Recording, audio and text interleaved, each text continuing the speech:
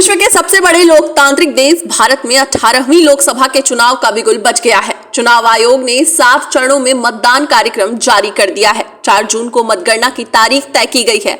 सीधी सी बात है कि दोपहर बाद तक 18वीं लोकसभा की तस्वीरें साफ हो जाएंगी। खैर, ये तो बात रही लोकसभा चुनावों की, लेकिन अब बात करेंगे 2 फरवरी को शुरू हुई उस योजना के बारे में जो महात्मा गांधी के नाम पर शुरू की गई, जिसे ग्रामीण लोगों की क्रय शक्ति को बढ़ाने के उद्देश्य से शुरू किया गया था। मुख्य रूप से ग्रामीण भारत में रहने वाले लोगों के लिए अर्ध कौशलपूर्ण या बिना कौशलपूर्ण कार्य, चाहे वो गरीबी रेखा से नीचे हो या ना हो, मतलब साफ था कि बड़े पैमाने पर लोगों को रोजगार दिया जाएगा। लेकिन अब मनरेगा कर्मी काफी समस्याओं से जूझ रहे हैं। इनकी कई समस्याएं हैं, जैसा कि प्रदेश अध्यक्ष भूपेश सिंह ने बताया कि विगत 7 से 8 महीनों का कोई मानदेय नहीं आया, जिससे मनरेगा कर्मियों की होली इस बार फीकी रहेगी, जिसके त्वरित समाधान के लिए मनरेगा कर्मी लंबे समय से सरकार से गुहार लगा रहे हैं।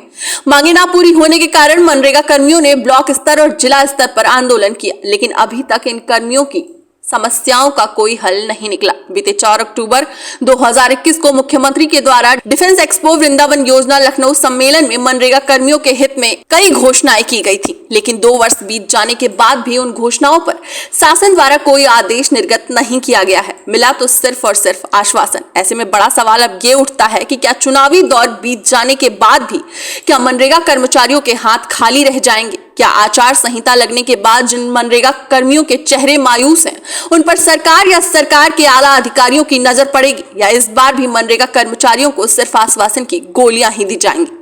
इस पूरे मामले पर प्रदेश अध्यक्ष भूपेश सिंह ने और क्या कुछ कहा, आइए आपको सुनाते हैं। मेरा नाम भूपेश कुमार सिंह है।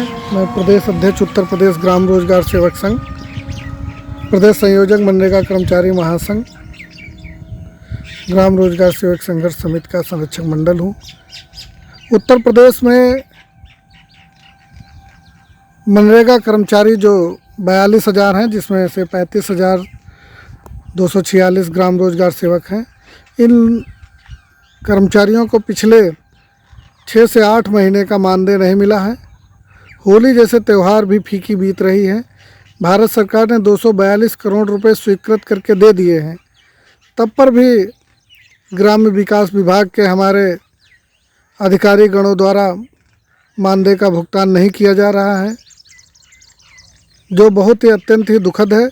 अटल टीवी के माध्यम से मैं माननीय मुख्यमंत्री जी और माननीय उप मुख्यमंत्री आदरणीय केशव प्रसाद मौर्य जी से निवेदन करना चाहूँगा कि जैसे सबकी होली है, वैसे ही आपके मनरेगा जो 42,000 परिवार हैं, उनकी भी होली है। अनुरोध है कि होली से पहले इनको मानदेय मिल जाए। अगर जो मानदेय नहीं मिलता है, जो 2 दोषी अधिकारी हैं, उन पर कड़ी कार्यवाही की जाए, क्योंकि कहीं ना कहीं सरकार की छवि भी इससे धूमिल करने का एक कुत्सित प्रयास है।